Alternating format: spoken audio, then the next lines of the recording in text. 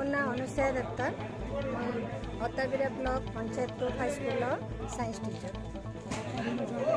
आज ये पंचायत उच्च विद्यालय जमुडारे आम माध्यमिक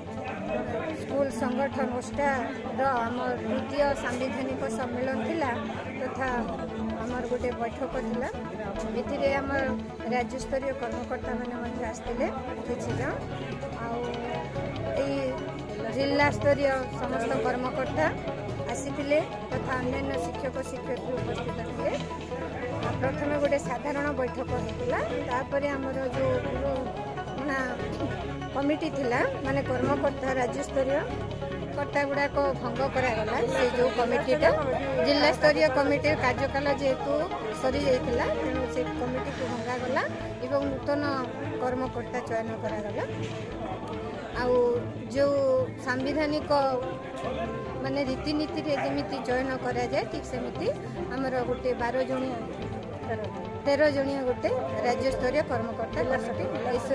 जिला स्तरीय कर्मकर्ता आज चयन करा जायछि एवं नूतन भाव से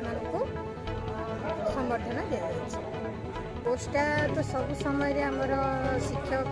विद्यालय एवं छात्र मानकर समस्या को लेकिन लड़ाई कर विभिन्न आंदोलन माध्यम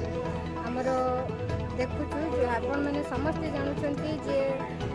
कम से कम छात्र मैंने जो कौन विद्यालय हूँ ना कहीं छात्र मान प्रति सरकार जहाँ सब सुविधा सुजोग रही है जेकोसी विद्यालय से छात्र मान ठीक रहा कथा किंतु देखा जामर जो उत्कर्ष कार्यक्रम केवल सरकारी विद्यालय मान छात्र छात्री मैंने से सुविधा सुजोग पाँच किंतु आम बोली नूतन जीआईए बा ब्लॉक ग्राउंड स्कूल छात्र छात्री मैंने से वंचित रही। तेणु ये माध्यम मो माने सरकार को गोटे निवेदन करी जे आमर शिक्षक मान प्रति जो आतर अंतर मनोभाव रही है तो रखा किंतु कम से कम छात्र छात्री मान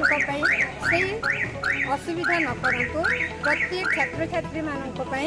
समान सुविधा एवं सुजोग प्रदान करा जाऊ हूँ सी ब्लॉक ग्राउंड स्कूल छात्र छात्री बा सरकारी स्तर छात्र छात्री। आमर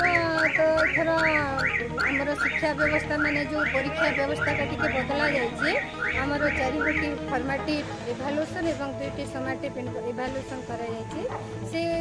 फॉर्मेटिव इभालुएसन पर 4टी प्रक्रिया रे होची आमर से 4टी प्रक्रिया को त्वरान्वित करबा आमर ओस्टा पक्ष गोटे नूतन भाव माने टेस्ट पेपर एवं क्वेश्चन तैयारी चली जहाँद्वारा कि समस्त छात्र छात्री मैंने से उपकृत हो पारे कौन सब प्रकल्प बा प्रोजेक्ट कार्यक्रम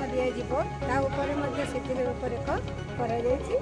समस्त शिक्षक शिक्षयित्री और छात्र छात्री निश्चित माने उपकृत होगा आशा रखुँ। अक्टोबर 5 तारिख से विक्रय आरंभ ओस्टा टेस्ट पेपर जो कि परीक्षा संपर्कित सब जिन माने दिया जद्वारा कि शिक्षक समस्त छात्र छात्री निश्चित भाव साधुवाद जनाऊँगी एवं आपण मैंने मते सभापति पद में चयन करिथिबारु आपण मानकु मो विशेष भाव में साधुवाद जनाऊँगी एवं पोस्टर कर्मकर्ता तथा समस्त ब्लॉक रु आसीथिबा शिक्षक बंधु मानकु मोर गभीर कृतज्ञता। जिला जिंदाबाद जिंदाबाद समस्त को धन्यवाद।